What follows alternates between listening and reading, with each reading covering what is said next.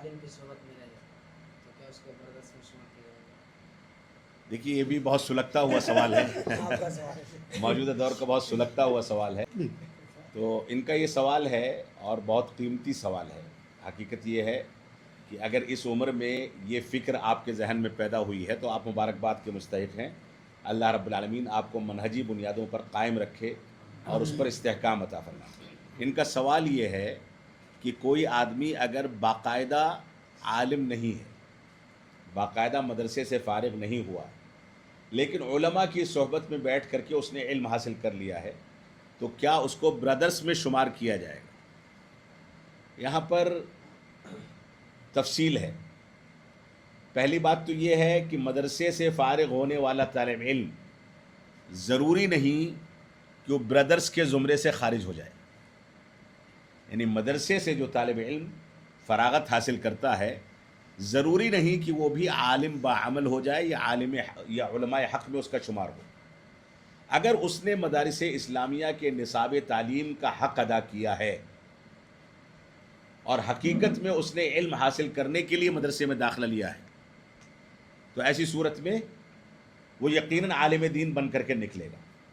تو ایک تو صورت یہ ہے عالم بننے کی کہ مدرسے سے فراغت حاصل کی ہو اور مدرسے کے نصاب تعلیم کا حق ادا کیا ہو، اس شرط پر کہ اس مدرسے میں قرآن و سنت اور منہج سلف کی تعلیم دی جاتی ہے. اگر اس کا حق ادا کیا ہے تو وہ عالم ہوگا.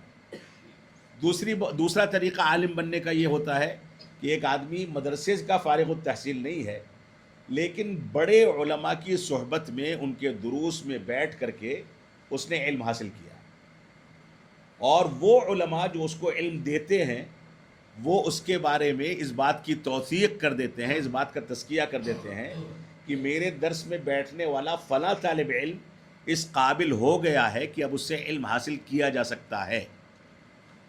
مدرسے میں اسی بات کی توثیق شہادہ کے ذریعے سے ہوتی ہے اور علماء کی مجلس میں اسی بات کی توثیق علماء کے تزکیے اور توثیق کی بنیاد پر ہوتی ہے. یہ دو بنیادی شرطیں ہیں.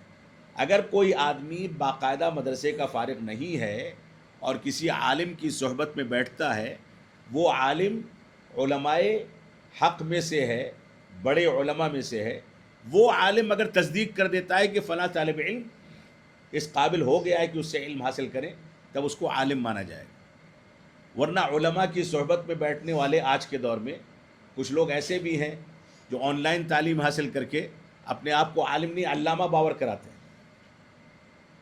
بہت سارے لوگ ہیں.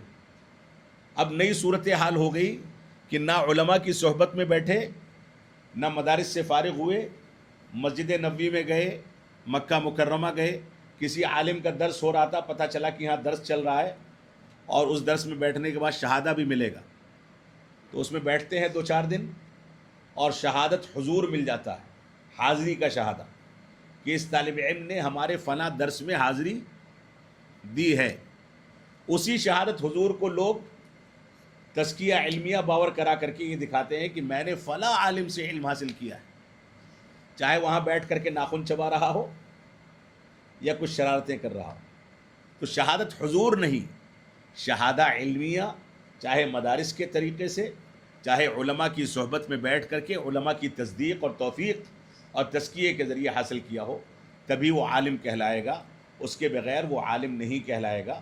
اور ظاہر سی بات ہے جو ان دو طریقوں کو اختیار کرے گا وہ اصول حدیث سے واقف ہوگا، اصول تفسیر سے واقف ہوگا، اسی طریقے سے اسلام کے بنیادی ضوابط سے واقف ہوگا اور بالخصوص عربی زبان پر اتقان رکھتا ہوگا، عربی زبان سے واقف ہوگا. یہ اور اس کے علاوہ بہت ساری چیزیں ہیں جو اس کے اندر پائی جانی ضروری ہیں. اس کے بغیر اس کو عالم نہیں کہا جا سکتا اور نہ اس سے علم لیا جا سکتا ہے، بلکہ وہ برادرس میں یا برادرس کے دوسری جو بھی اصطلاحات ہوں جاہلوں میں فضلوا واضلوا، اس طرح کی جو بھی اصطلاحات اللہ کے رسول صلی اللہ علیہ وسلم نے اب سے 1450 سال پہلے ذکر کر دی، ان چیزوں میں وہ شامل ہوگا. اللہ رب العالمین ہم کو صحیح لوگوں سے علم حاصل کرنے کی توفیق عطا فرمائے. آمین.